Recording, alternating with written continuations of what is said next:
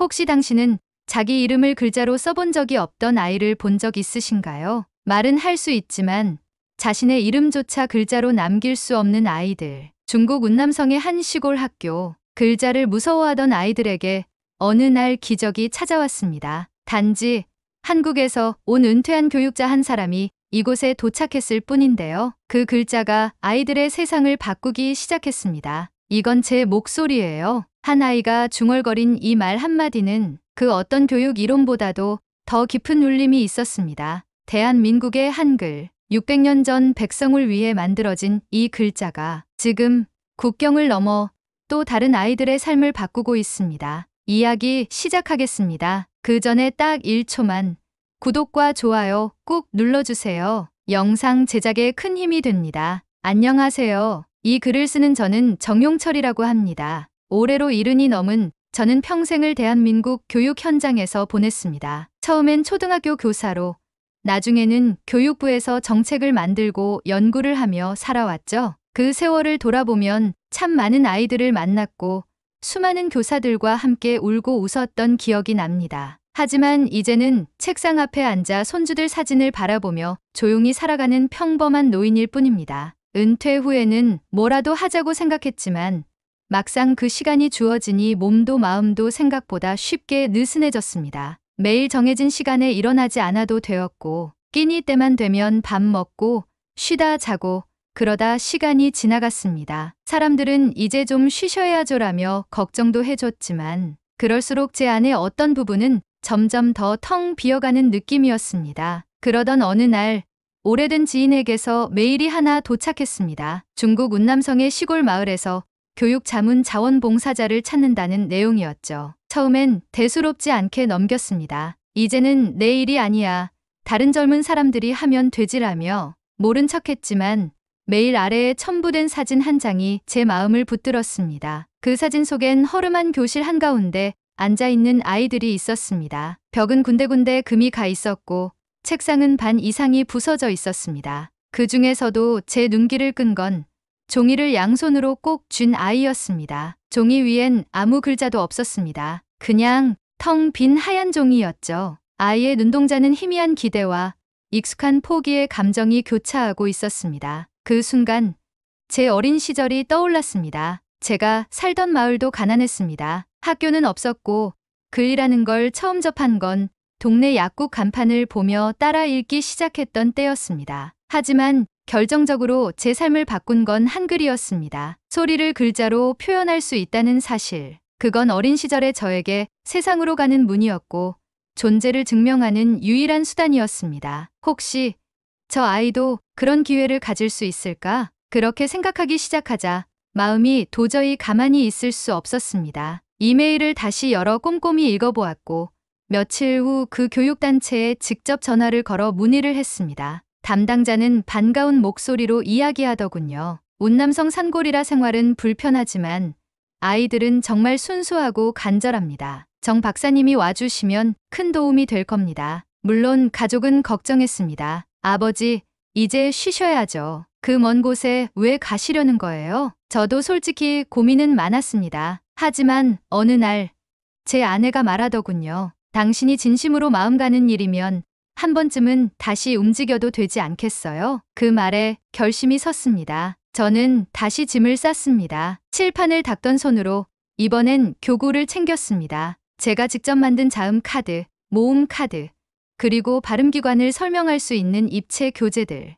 이건 한국 아이들에게도 효과가 있었지만 무엇보다 한글의 원리를 감각적으로 익힐 수 있도록 만든 자료들이었습니다. 저는 한글을 가르치러 가는 게 아닙니다. 단지 글자가 얼마나 쉬울 수 있는지, 그리고 그게 얼마나 즐거운 일인지 알려주러 가는 겁니다. 그렇게 저는 운남성의 어느 작은 시골 마을로 떠났습니다. 비행기를 갈아타고 다시 오래된 버스를 타고 마지막엔 트럭에 몸을 싣고 험한 산길을 한참이나 달렸습니다. 도착한 마을은 생각보다 더 낙후되어 있었습니다. 학교라고 하기엔 너무 작았고 칠판엔 오래된 분필 자국만 남아 있었습니다. 학생 수는 20명 남짓. 대부분은 글을 읽지 못했고 이름조차 쓸 줄 모르는 아이들도 많았습니다. 현지 교사들은 체념한 듯 말했습니다. 아이들이 글자를 두려워합니다. 특히 한자는 너무 복잡하고 어렵다고 느껴요. 아예 포기한 상태예요. 그 말을 들은 순간 제 마음이 조용히 아파왔습니다. 아이들이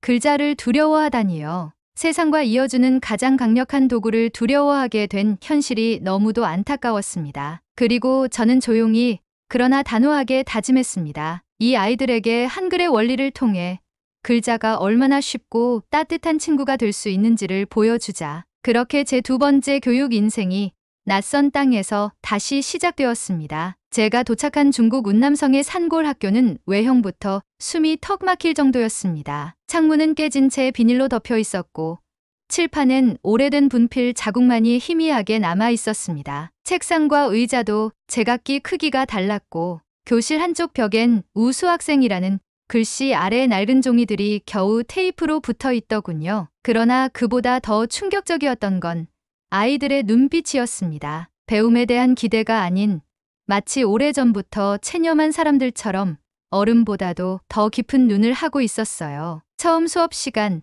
아이들에게 이름을 써보라고 했을 때 아무도 손을 들지 않았습니다. 몇몇은 자기 이름을 소리내어 말하긴 했지만 써보라는 말엔 눈을 내리깔았습니다. 담임 교사께서는 조용히 제게 말씀하셨습니다. 이 아이들 열심히는 하는데 글자가 너무 어렵다고 합니다. 한자는 형태가 복잡하니까요. 외워도 금세 잊고 자주 틀리니까 점점 포기하게 되는 거죠. 그 이야기를 들으며 저는 문득 이런 생각이 들었습니다. 혹시 이 아이들은 아직도 문자라는 것이 원래 어렵고 고통스러운 것이라고만 알고 있는 건 아닐까? 그날 밤 저는 한국에서 가져온 자료들을 다시 펼쳐보며 수업 방식을 바꿔보기로 결심했습니다. 가르친다는 개념보다는 경험하게 한다는 방식으로 접근해야겠다는 생각이 들었습니다. 다음 날 아이들이 교실에 들어서자 저는 칠판에 아주 커다랗게 하나의 글자를 썼습니다. 이게 무슨 글자인지 아는 사람? 아무도 대답하지 않았습니다. 그건 당연했죠.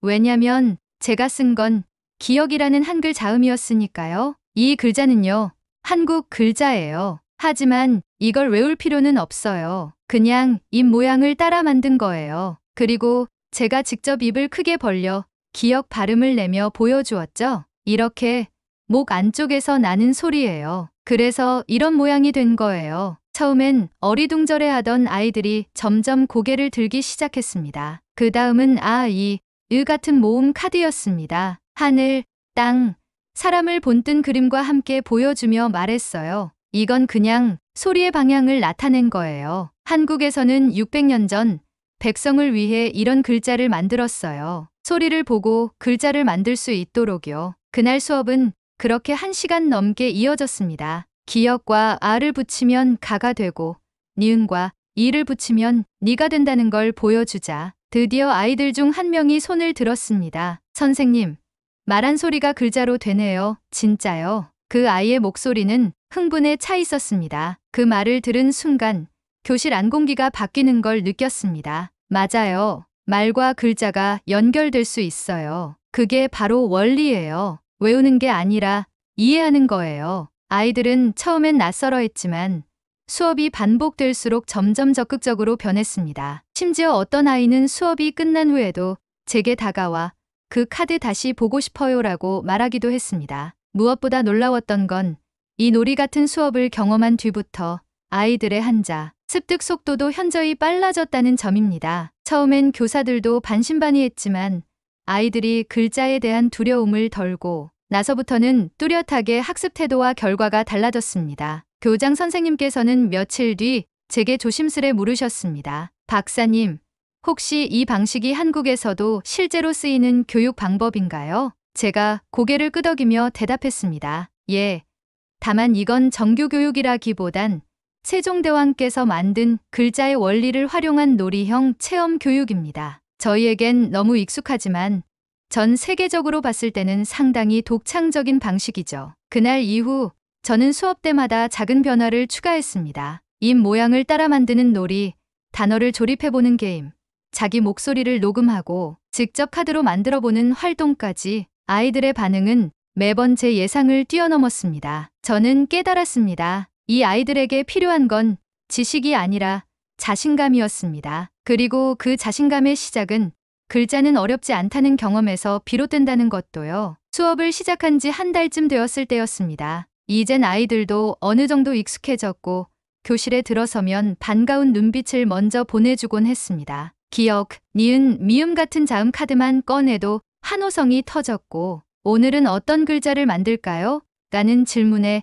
아이들은 서로 앞다투어 손을 들기 시작했지요. 어느 날은 한 아이가 자기 이름에 들어간 소리를 따라 새로운 글자를 조합해냈습니다. 비록 표준 한글은 아니었지만 저는 그 창의성과 자신감이 너무도 기특해서 크게 칭찬해 주었습니다. 그래요. 글자는 외우는 게 아니라 만드는 거예요. 여러분도 세종대왕처럼 될 수 있어요. 그러던 어느 날 오후 수업이 끝나고 교실 정리를 하던 중 조용히 책상에 앉아 있던 한 여자아이가 제게 다가왔습니다. 그 아이는 평소에도 조용하고 내성적인 성격이었기에 먼저 다가온 게 처음이었습니다. 선생님, 저 질문이 있어요. 그래요? 말해보렴. 아이는 망설이다가 아주 작은 목소리로 말했습니다. 저 제 이름도 글자로 써보고 싶어요. 그 말을 듣는 순간 제 심장이 잠시 멈춘 듯 했습니다. 저 아이가 지금까지 자신의 이름조차 글자로 써본 적이 없다는 사실. 그 현실을 받아들이는 게 참 가슴 아팠습니다. 저는 조용히 웃으며 아이를 칠판 앞으로 불렀습니다. 좋아요. 자, 우리 함께 해보자. 아이에게 이름을 또박또박 불러달라고 하고 그 소리를 하나하나 나눠가며 칠판에 적기 시작했습니다. 비읍, 오, 시오. 자, 봐봐. 이게 내 이름이야. 그 순간 아이의 눈이 번쩍 뜨였습니다. 입을 반쯤 벌리고 한참을 바라보다가 칠판 쪽으로 천천히 다가왔습니다. 그리고 손을 들어 조심스럽게 글자를 어루만지듯 문지르며 말했습니다. 이건 제 목소리예요. 그 짧은 한마디가 제 가슴을 먹먹하게 만들었습니다. 아이에게 있어 글자란 단순한 기호가 아니라 자기 존재의 증명, 자기 목소리의 형상화였던 것입니다. 그날 이후 그 아이는 매일 자신의 이름을 써보며 수첩에 소중히 적어두었습니다. 처음엔 떨리는 손으로 쓰던 글자가 점점 또박또박 정리되어 갔고 어느 순간부터는 친구들의 이름도 써주기 시작했습니다. 이 아이를 시작으로 다른 아이들도 하나둘 이름을 쓰기 시작했습니다. 어느 날엔 수업이 끝난 후 전교생이 복도에 나란히 앉아 자기 이름을 카드로 만드는 활동을 했는데요. 교실 안팎이 온통 글자와 웃음으로 가득 찼습니다. 그걸 지켜보던 교장 선생님이 조용히 제 옆으로 오시더니 말씀하셨습니다. 박사님, 이 원리 정말 한국에서 온 겁니까? 저는 잠시 칠판에 적힌 아이들의 이름을 바라보다가 대답했습니다. 예, 600년 전 글자를 몰라 억울하게 죽는 백성을 보며 마음 아파했던 임금이 있었습니다. 그 임금께서 모든 백성이 자신의 이름을 쓸 수 있도록 글자를 만드셨죠. 그게 바로 저희의 한글입니다. 교장 선생님은 말없이 고개를 숙였습니다. 그 표정에는 존경과 경외, 그리고 무언가를 깨달은 듯한 깊은 감정이 담겨 있었습니다. 이후 교사 회의 때 제가 수업에 사용하는 한글 원리 카드와 놀이 방법을 설명드렸습니다. 처음엔 반신반의하던 교사분들도 실제 아이들의 변화를 직접 목격하면서 적극적으로 따라오기 시작했어요. 한 분은 저에게 이렇게 말했습니다. 한글이라는 글자가 이렇게나 과학적이고 따뜻한 글자인 줄 처음 알았습니다. 또 다른 교사는 물었습니다. 박사님, 혹시 이걸 우리 언어 교육에 도입할 수도 있을까요? 그 질문에 저는 웃으며 고개를 끄덕였습니다. 언어는 다르지만 소리를 글자로 만든다는 원리는 같아요. 아이들에게 문자를 두려워하지 않게 해주는 게 먼저입니다. 아이들이 처음으로 자기 이름을 써본 그날 이후 이 작은 산골 학교에는 크고 작은 변화들이 하나둘씩 생겨났습니다. 처음에는 그저 재미있어 하던 아이들이 점점 글자를 이해하고 더 나아가 표현하는 단계로 나아가기 시작한 겁니다. 수업이 끝나도 교실에 남아 연습하는 아이들, 친구들 이름을 써주며 깔깔 웃는 아이들, 심지어는 부모님 이름을 써서 집에 가져가겠다는 아이도 있었습니다. 한 아이는 제게 조심스럽게 말했습니다. 선생님, 우리 할머니가 글을 몰라요. 이제 제가 할머니 이름을 써서 액자에 넣어드릴 거예요. 그 아이의 말에 저는 목이 잠겨 아무 대답도 하지 못했습니다. 그저 그래, 정말 잘했구나라는 말밖에 나오지 않았습니다. 수업을 진행한 지 6개월쯤 되었을 무렵 운남성 교육청에서 연락이 왔습니다. 정 박사님의 수업이 주변 마을에서도 입소문이 났습니다. 혹시 인근 마을 교사들에게도 이 교육법을 공유해 주실 수 있을까요? 그 이야기를 듣고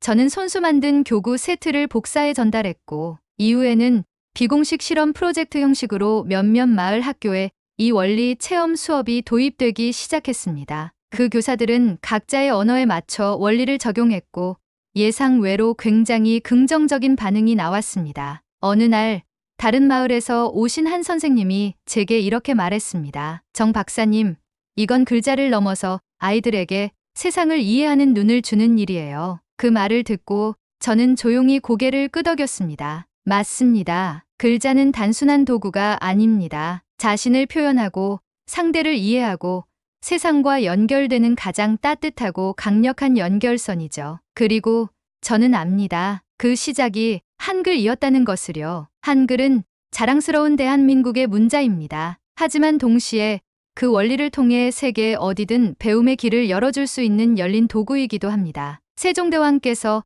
백성을 가르치는 바른 소리라는 뜻으로 훈민정음을 만들었을 때 아마도 이런 미래를 상상하셨을지 모르겠습니다. 그를 몰라 억울하게 죽는 백성이 없도록 하려는 그 뜻이 오늘날 국경을 넘어 또 다른 아이들에게 희망을 전해주고 있는 것이죠. 제가 봉사활동을 마치고 돌아오기 전날 아이들이 작은 종이 편지를 하나씩 제게 건넸습니다. 어설픈 한글, 익숙하지 않은 획순, 삐뚤빼뚤한 글씨. 하지만 거기엔 분명히 이렇게 쓰여 있었습니다. 정용철 선생님, 감사합니다. 선생님 덕분에 저도 글을 쓸 수 있게 되었어요. 다음에 또 오세요. 보고 싶을 거예요. 저는 그 종이들을 조심스레 가방에 넣고 눈을 꼭 감았습니다. 그리고 생각했습니다. 이 작은 시도 하나가 아이들에게 이름을, 세상을, 그리고 희망을 잇는 눈을 선물한 셈이죠. 돌아오는 비포장도로 위에서 저는 창밖을 바라보며 중얼거렸습니다. 그리고 그 시작은 대한민국의 글자, 한글이었습니다. 이 글을 여기까지 읽어주신 여러분,